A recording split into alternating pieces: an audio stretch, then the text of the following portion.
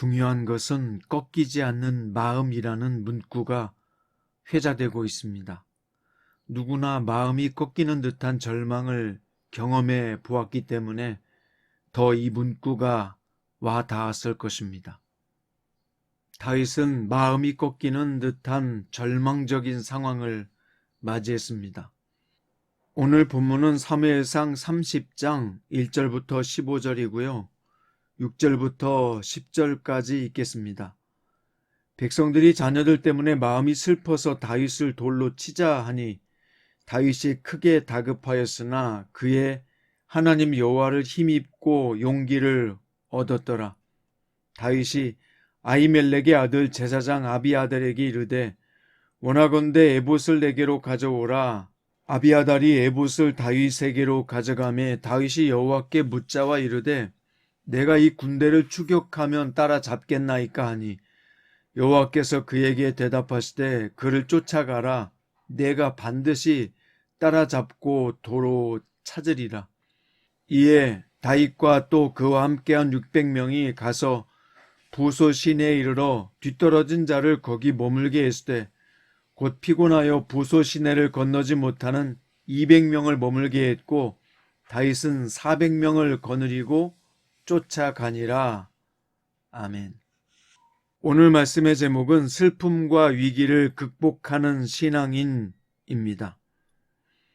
다윗과 그의 사람들이 위기를 간신히 모면하고 사흘 만에 자신들의 거처인 시글락으로 돌아오게 됐습니다. 그런데 와보니 성읍은 불타버렸고 아내와 자녀들은 아말렉에게 끌려간 상태였습니다. 충격적인 현실 앞에서 사람들은 기력이 다 소진될 정도로 통곡했습니다. 그리고 이내 격분에 다윗을 돌로 치려 했습니다. 다윗을 지도자로 믿고 따른 결과가 너무 참담해 이성을 상실했던 것이죠. 이성적으로 생각하면 다윗의 잘못이 아닌데도 너무나 큰 충격을 받은 상태였기 때문에 정상적인 사고를 하지 못하고 다윗을 죽이려 한 것입니다. 이것은 민수기 20장에서 마치 출애굽한 이스라엘 백성이 광야에서 어려운 일을 당하자 모세에게 원망을 쏟아낸 모습과 같습니다. 우리 속담에 호랑이한테 물려가도 정신만 차리면 산다는 말이 있잖아요. 정말 정신만 잘 차리고 있으면 가족을 찾을 방안을 모색할 수 있었을 것입니다. 사탄은 사람들의 마음에 절망을 심어서 자포자기하게 만들어 하나님과 타인을 원망하게 만듭니다. 그러므로 성도는 어떠한 위기와 슬픈 일 앞에서도 절망하지 말고 꺾이지 말고 전능하신 하나님께 소망을 두고 하나님의 도우심을 구하는 쪽을 선택해야 합니다. 자, 이어서 큰 슬픔과 위기 앞에서 소망이 없다고 여겨질 때 성도가 할 수 있는 일이 무엇일까요? 그것은 전능하신 하나님께 부르짖고 도움을 구하는 것입니다.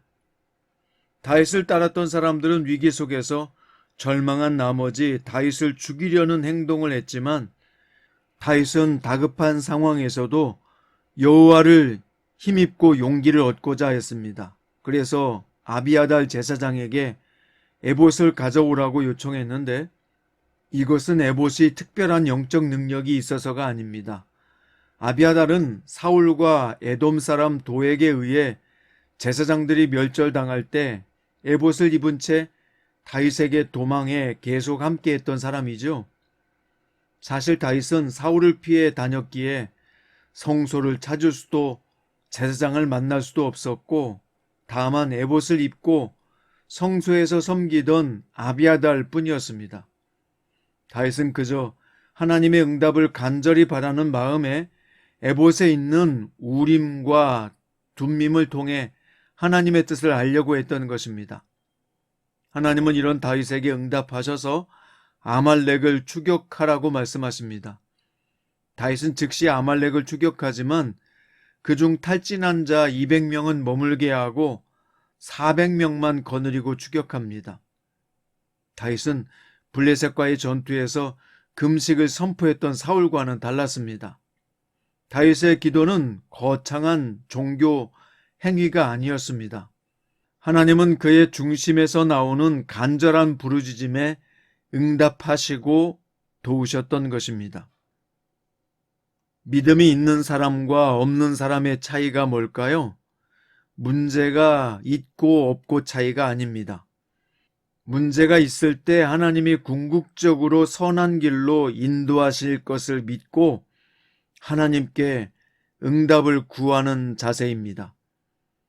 성도는 다윗과 같이 모든 일을 하나님께 아뢰고 응답을 구할 수 있어야 합니다.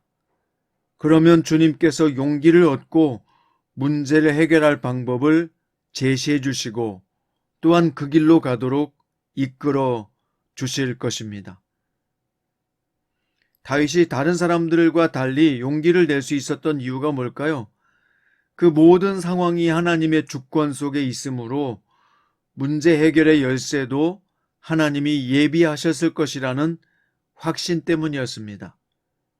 사도 바울은 고린도전서 10장 13절에서 하나님은 사람이 감당할 수 없는 위기를 당하게 하시고 위기에 처했을 때 피할 길을 열어주셔서 능히 감당하게 하신다라고 교훈했습니다.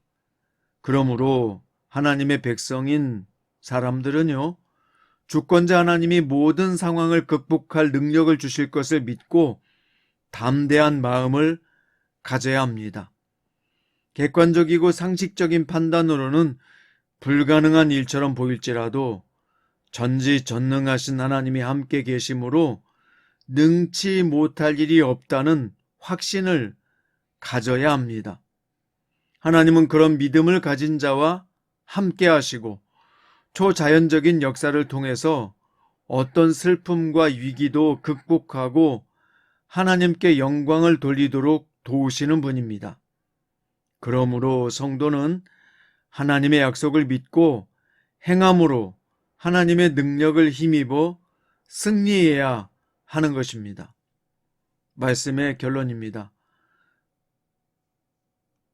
사랑하는 성장 큐티 가족 여러분, 오늘 여러분에게 닥친 슬픔과 위기는 무엇입니까? 성도에게 닥치는 위기가 한편으로는 기회인 것은 하나님의 도우심과 기적의 역사를 체험할 수 있기 때문입니다. 성도는 고난과 위기 속에서 처한 자의 부르짖음을 들으시고 응답하시는 하나님의 구원 역사를 확신하고 언제나 기도와 간구로 하나님의 역사를 체험해야 합니다. 오늘 또 슬픔과 위기를 기도로 극복하는 복된 그리스도인들 되시기를 주님의 이름으로 축원드립니다. 기도드립니다. 사랑하는 주님, 큰 슬픔과 위기를 당했지만 다윗은 그런 다급한 상황에서도 여호와를 힘입고 용기를 얻었습니다.